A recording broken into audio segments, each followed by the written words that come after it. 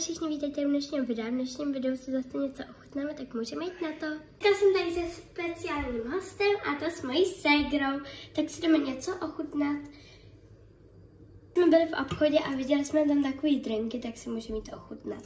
Takže jako první tady máme Fantu a zjistila jsem, že ta soutěž už dávno proběhla a má to být jablečný štrůdl.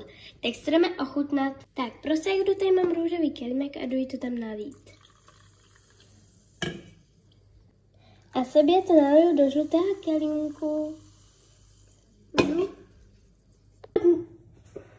Mně to chutná na 8 z 10, není to úplně to nejhorší, ale radši mám normální Fantu.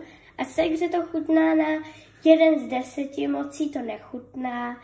Radši má teda hodně tu normální Fantu a jdeme na další pití.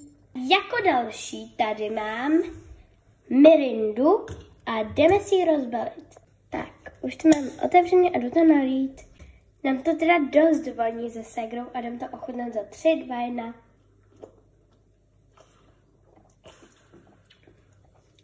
Mňam, to je lepší než ta Fanta. Tomu dávám 9 z 10. Já to stejný. Taky 9 z 10, jo?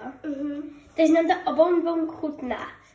Takže to bylo za dnešní video všechno, ale příští týden se můžete těšit na další video.